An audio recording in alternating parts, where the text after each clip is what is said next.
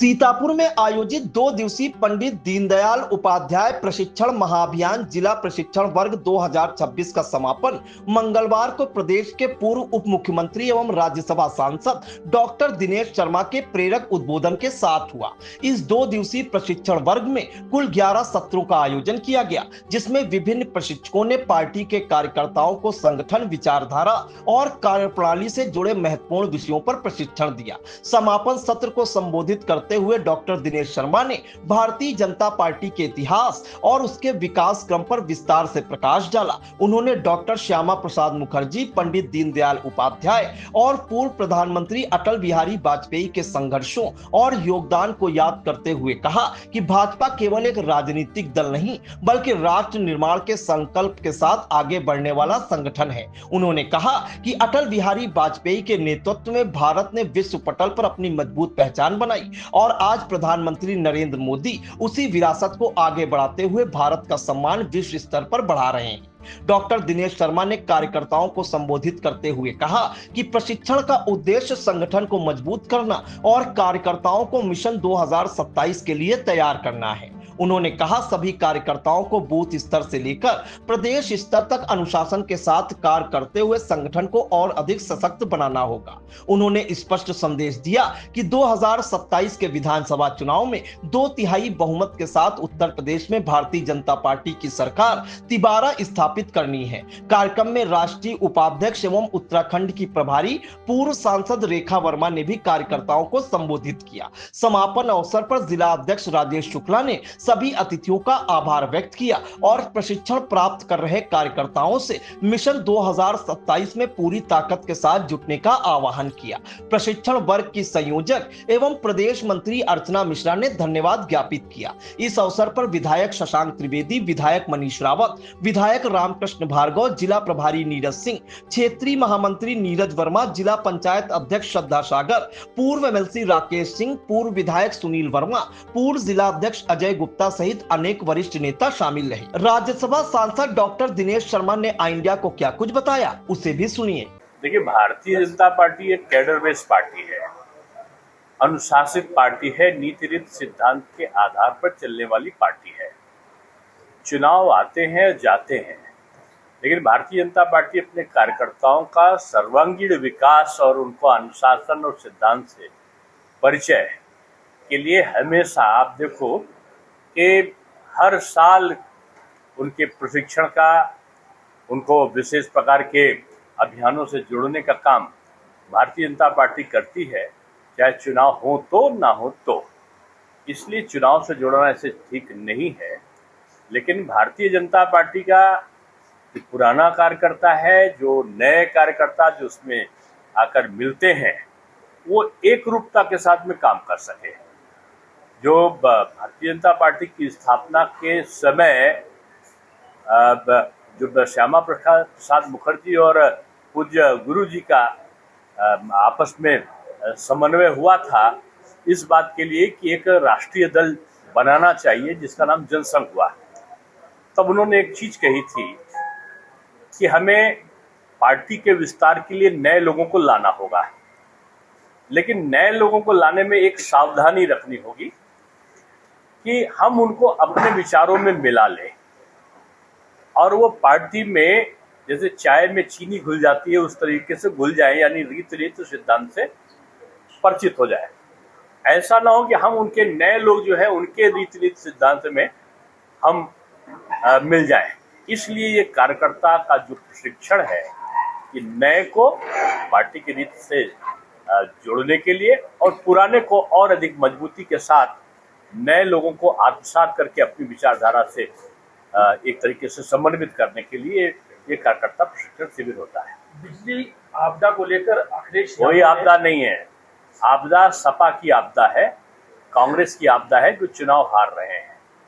उनको भी पता है कि भीषण गर्मी पड़ रही है, उसके कारण कई ट्रांसफार्मर कभी कभी फूंक जाते हैं, लेकिन ये जवाबदेही सरकार है। घंटे 2 घंटे 3 घंटे में अगर कहीं हुआ भी घटना तो उसको वो ठीक कर लेती है। उनका कहना है कि आजादी के बाद सबसे ज्यादा समय बिजली भारतीय जनता पार्टी की सरकार पे आ रही है, यानी जितना उत्पादन उनके समय था उससे 3 गुना से 3.5 गुना से भी ज्यादा उत्पादन इस समय है और उससे ज्यादा बिजली हम लोग दे रहे हैं। कहीं 1-2 घटनाएं कहीं घट गई होंगी किसी कारण से, क्षेत्रीय कारण से, तो नहीं कहा जा सकता। ये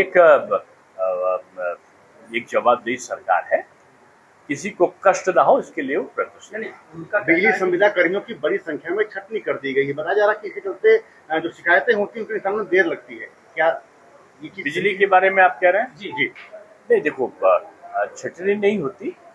छटनी की जगह एक जगह से दूसरी जगह पे उनको कार्य दिया जाता है, जो कार्यदायी संस्था के इसमें है। और अब माननीय मुख्यमंत्री जी ने स्वयं बैठक करके अधिकारियों के साथ में एक बहुत सघन तरीके से मॉनिटरिंग करी है।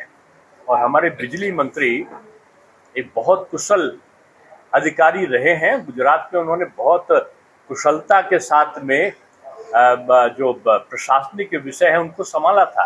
वो माननीय प्रधानमंत्री जी के पीएमओ में भी काम कर चुके हैं, इसलिए उनकी कार्य क्षमता ये है कि विपत्ति में भी जब कोई बहुत आवश्यकता पड़ती है, इतनी भीषण गर्मी में भी वो बिजली की आपूर्ति निर्विवाद रूप से चलती रहे, इसके लिए उन्होंने सारे प्रयत्न कर लिए और जनता बिल्कुल निश्चिंत रहे और विश्वास में रहे। किसी प्रकार की जो सपा और बसपा और कांग्रेस के द्वारा उत्पत्ति की गई ये छदम कठिनाइयां से कोई प्रेरित ना हो। इन्होंने भी पेट्रोलियम की उनकी की थी और जगह जगह पर वो जब छापे पड़े तो स्टॉक व स्टॉक का निकलने लगा और वो कठिनाई पूरा विश्व कठिनाई में घूम रहा है, गैस और पेट्रोल के और उससे। लेकिन भारत में कठिनाई ना हो, कम से कम हो। आप कहोगे दाम बढ़ गया, दाम अमेरिका में 90% बढ़ा है पेट्रोल प्रोडक्ट्स का, 70% के आसपास पाकिस्तान में बढ़ा है, भारत में कितना बढ़ा है? 4%। और उसके बाद विपक्ष दुष्प्रचार करके, यानी जवाबदेही की सरकार के साथ में भारत में लोगों को कठिनाई ना हो और उत्तर प्रदेश के मुख्यमंत्री स्वयं हर चीज की मॉनिटरिंग करते हैं। सर, अगर आपने पूछा जाए कि श्रीकांत शर्मा जी और जो लेके देखो शर्मा जी क्या है, इनमें कौन बढ़िया है? भाई ऊर्जा मंत्री दोनों आप तो ऐसे कहें, किसी पिता से आप पूछिए कि कौन सा बेटा अच्छा है। मैं पिता तो नहीं, लेकिन मैं पार्टी का वरिष्ठ हूँ, तो दोनों की अपनी कार्य क्षमता है। श्रीकांत जी बहुत अच्छे कुशल प्रशासक भी है, संगठनकर्ता भी है, और लेकिन ए.के. शर्मा जी की कुशलता पे कोई प्रश्न चिन्ह नहीं लगा सकता है। ए.के. शर्मा एडमिनिस्ट्रेटिव कैपेसिटी भी है और ए.के. शर्मा में पूरी एक विजन है और विजन के आधार पर वो कार्य करके तय करते हैं। ये बाहर से लोग देख के कहेंगे ये प्रॉब्लम, वो घर में चुपचाप बैठ के काम करते हैं। सर, बिजली को लेकर जो है, जो विधायक है, जो भारतीय जनता पार्टी के जो मंत्री है, सांसद है, सर एक मिनट क्वेश्चन सुन लीजिए। अब और क्वेश्चन करिए, हो गया आपका बहुत जवाब दे दिया। आप कहोगे कि अगर किसी विधायक ने लिखा है तो उसका जो अच्छे सुझाव होंगे विधायक के, जो उनकी कठिनाइयों की दूर की जाएगी और जो सुझाव होंगे उसको पारित किया जाएगा। खैराबाद चेयरमैन के प्रतिनिधि जो हैं वो प्लाटिंग कर रहे हैं। अब ये क्षेत्रीय वाली क्षेत्र से पूछिएगा। मैं इतना कह सकता हूं कि भारतीय जनता पार्टी 2027 में 3/4 बहुमत, हम तो कहें 2/3 बहुमत से भी ज्यादा से आएगी। बंगाल की पुनरावृत्ति उत्तर प्रदेश में होगी। सपा, बसपा, माकपा, भाकपा, आप और जितने दल हैं, ये पराजयी भूमिका में भारतीय जनता पार्टी सरकार को बदनाम करने की कोशिश करते हैं। उससे हमारा कार्यकर्ता विचलित नहीं होता, जनता विचलित होने वाली नहीं है। इस समय भारतीय जनता पार्टी विश्व की सबसे बड़ी पार्टी है, कार्यकर्ता आधारित पार्टी है।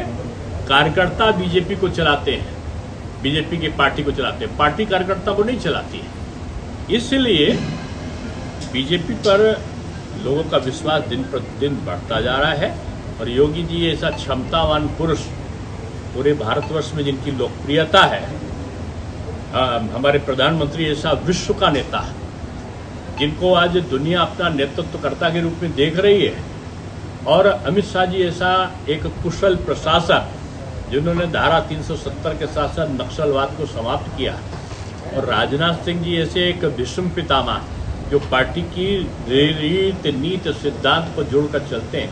यानी एक बहुआयामी नेतृत्व उत्तर प्रदेश में और एक बहुआयामी नेतृत्व पूरे केंद्र में बीजेपी के पास में है। इसलिए विपक्ष हताशा की मुद्रा में है और मुझको लगता है कि राहुल गांधी जी के नेतृत्व में जल्दी कांग्रेस अपने 99 हार चुकी है। अब हार का शतक राहुल जी के नेतृत्व में बनने वाला है। चुनावी समर में आई इंडिया का महासर्वे, विधायकों का रिपोर्ट कार्ड, जनता जनार्दन देगी नंबर, टिकट से पहले भरोसे की बाजी, 5 साल के इम्तिहान का परिणाम, काम या सिर्फ वादों का जंजाल। आप अपने विधायक को फिर देना चाहेंगे एक और मौका? खबर आपकी, नजर हमारी। देखते रहिए आई इंडिया।